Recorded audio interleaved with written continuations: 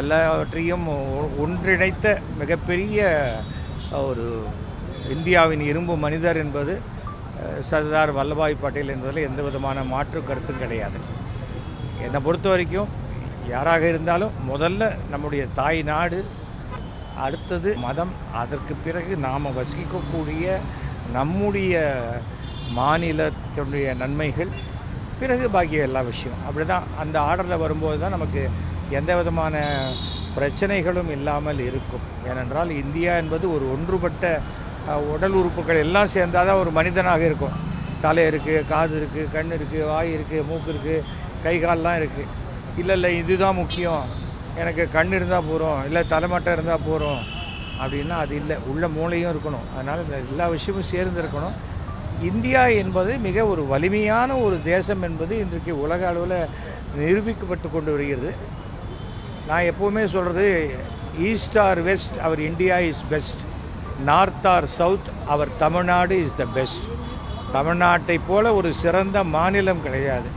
இந்த மாநிலத்துக்குள்ளேயே இருந்துக்கிட்டு நம்ம தமிழ்நாட்டை பற்றி தவறாக பேசுவார்கள். மற்ற மாநிலத்துக்கு போய் ஒரு வாரம் இருந்துட்டு வந்தால் அப்புறம் தெரியும். ஒரு டிக்கெட்டு வாங்கி கன்ஃபார்ம் ஆனால் கூட அந்த ட்ரெயினில் அந்த சீட்டு உங்களுக்கு உண்டா இல்லையாங்கிறது நீங்கள் இந்த ஆந்திராவை தாண்டி ட்ரெயின் போகும்போது தான் உங்களுக்கு அது தெரியும். அந்த மாதிரி ஒரு டிசிப்ளின்டு ஒரு மாநிலமாக தமிழ்நாடு இருக்கிறது.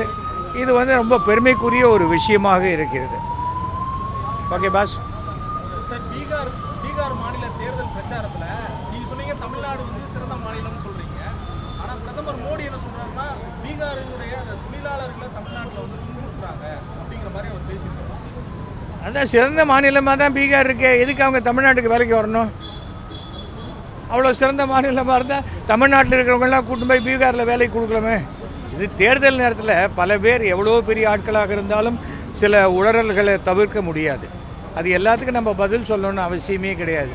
இப்போது ட்ரம்ப்புக்கு அவர் பதிலே சொல்லலையே. ட்ரம்ப்பு சொல்லக்கூடிய 2 மாநாட்டையும் மோடி அவர்கள் புறக்கணிச்சிட்டாரு.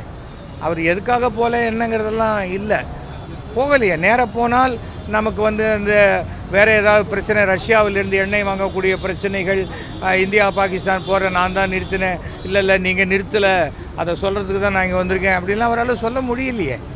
ஸோ ஒவ்வொருத்தருக்கும் ஒவ்வொரு எவ்வளவு பெரிய அதிகாரத்தில் இருந்தாலும் அவர்களுக்கு என்று சில சங்கடங்கள் உண்டு. இன்றைக்கி பிஜேபி எப்படியாவது பீகாரில் வெற்றி பெற வேண்டும் என்ற எண்ணம், பீகாரில் நிறைய தமிழர்கள் இருக்கிறார்கள், அங்கே வாழக்கூடிய அவர்களுக்கு ஏதாவது உசுப்பேத்தி விடுறதுக்கு ஏதாவது சொல்லணுமே தான் இவங்க சொல்லிகிட்டு இருக்காங்க. அவ்வளோதான். இன்றைக்கி வளர்ந்த மாநிலம் அப்படின்னு பார்த்தா தமிழ்நாடு தான். அதை மத்திய அரசினுடைய எத்தனையோ அறிக்கைகள்லேயே சொல்லியிருக்காங்க. இப்போ எலெக்ஷன் டயத்தில் பேசுகிறத பற்றிலாம் நம்ம பெருசாக எடுத்துக்க வேண்டிய அவசியம் இல்லை. ஏன்னா அங்கே ஓட்டு வாங்கிறதுக்கு ஏதோ பேசிக்கிட்டு இருக்காங்க. இப்போ நம்ம தமிழ்நாட்டில் எலெக்ஷன் வருது, நம்ம பீகாரை பற்றி பேச போகிறோமா, இல்லை கர்நாடகாவை பற்றி பேசுவோம்? நம்ம ஊரில் இருக்கிற எலெக்ஷனை பற்றி தான் பேசுவோம்.